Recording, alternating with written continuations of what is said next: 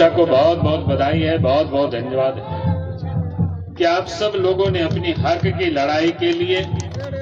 आज पूरे प्रदेश से आप भी इस चिलचिलाती धूप में राजभवन समझ धरना पर आप सब बैठे हुए, क्योंकि वास्तव में देखिए कितना बड़ी विडंबना है। इस प्रदेश की सरकार किस प्रकार से यहाँ की जनता के साथ, खास करके ओबीसी वर्ग के साथ ये छल कर रही है, वो आप सब लोगों ने इसकी काफी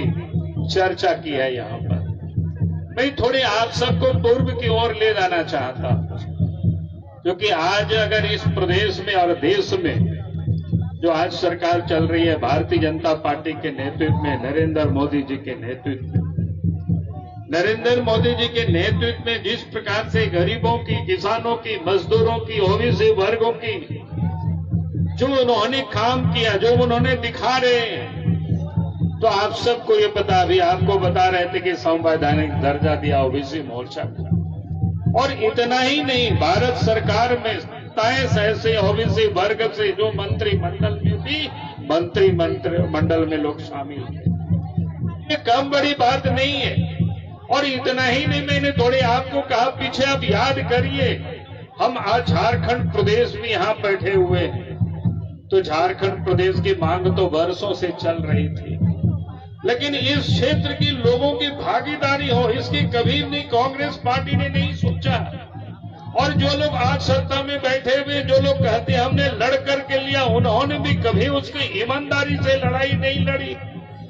और लड़ाई जब भी लड़ी और जब मुकाम पर पहुंचते हुए दिखाई दिया तो उन्होंने सौदेबाजी की।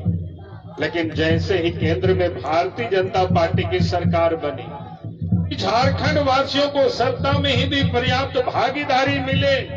तो अलग झारखंड राज्य बना, तो ये भी भारतीय जनता पार्टी से संभव हो पाया, अटल बिहारी वाजपेयी जी द्वारा संभव हुआ। और राज्य बनने के बाद मैंने इसलिए आपसे कहा, आपको मैं थोड़ी स्मरण दिला देता हूं, जो राज बनने के बाद जब पहली सरकार बनी भारतीय जनता पार्टी के नेतृत्व में बने, और सौभाग्यता हम इस प्रदेश के राज्य के मुख्यमंत्री बने, और उस समय ही इस प्रदेश के ओबीसी वर्ग के लोगों को चाहे नौकरी में हो 27% की रिजर्वेशन हमने उस वक्त दिए थे। लेकिन मामला हाई कोर्ट में चला, हाई कोर्ट ने निरस्त किया, और उस समय मामला सुप्रीम कोर्ट में चल रहा था, और सुप्रीम कोर्ट में खंडपीठ देख रहा था, संविधान के खंडपीठ मामला को देख रहा था, तमिलनाडु के मामला को देख रहा था कि 50% से रिजर्वेशन की सीमा को आगे बढ़ाया जा सकता है कि नहीं। अगर उस समय निर्णय आ गया होता तो मैं आपको विश्वास के साथ कह सकता हूं कि जो भारतीय जनता पार्टी के नेतृत्व वाली सरकार ने शुरू में बनी थी 27% की रिजर्वेशन, आज वही आगे चल गया होता। उस समय मामला सुप्रीम कोर्ट में चल रहा था,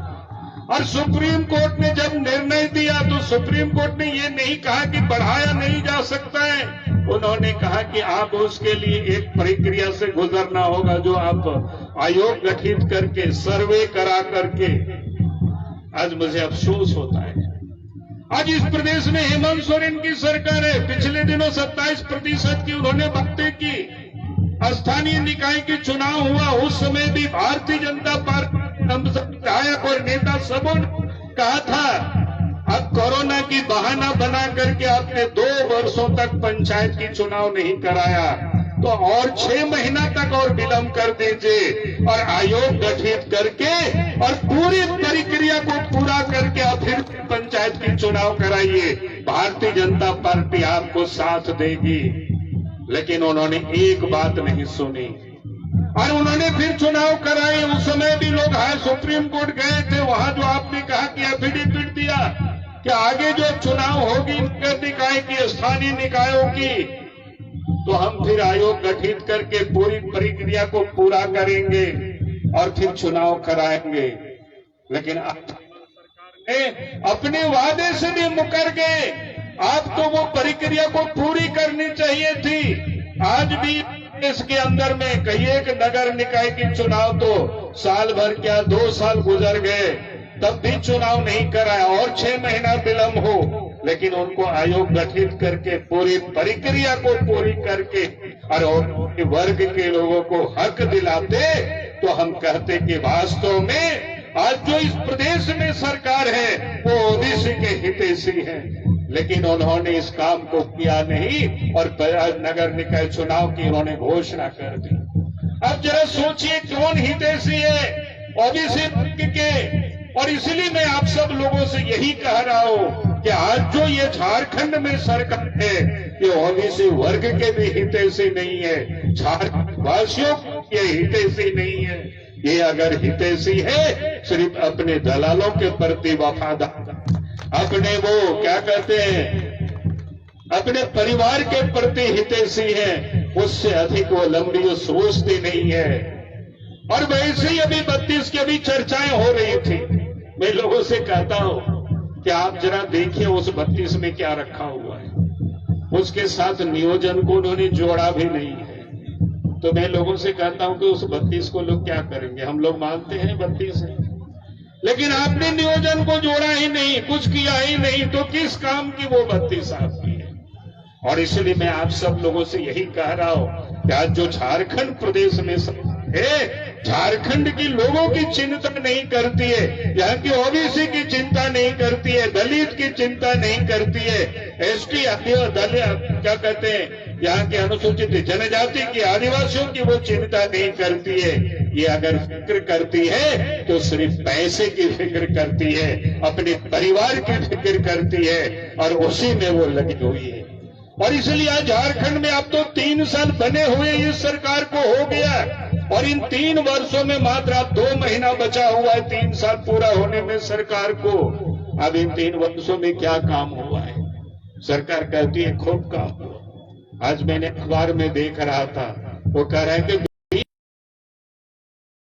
20 वर्षों में परिवार के लिए जो भी नेता बैठे वो परिवार के लिए नहीं काम किया, झारखंड के विकास के लिए काम किया, झारखंड के गांवों के लिए काम किया, यहाँ के दलित, यहाँ के ओबीसी, यहाँ के आदिवासियों के लिए काम किया, यहाँ के विकास के लिए काम किया। परिवार के लिए लोगों ने राजनीति किया,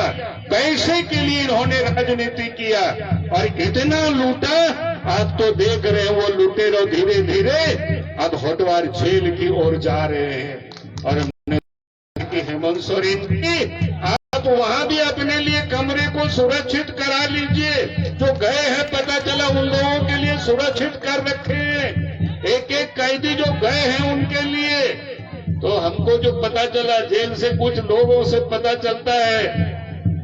उन्होंने रखो आज तक कल आपको जाना ही पड़ेगा वो होटवार जेल और कोई बचा नहीं सकता है। और भारतीय जनता पार्टी तब तक ये लड़ाई लड़ेगी जब तक इस राज्य सत्ता से हेमंत सोरेन को हम लोग धक्का देके नहीं हटा लेते हैं, तब तक यहाँ की जनता की भला नहीं हो सकता है, झारखंड की भला नहीं हो सकता है, ओबीसी का भला नहीं हो सकता है, दलितों का भला नहीं हो। बहुत बहुत धन्यवाद मान्यवर बाबूलाल मरांडी जी, आपने ठीक ही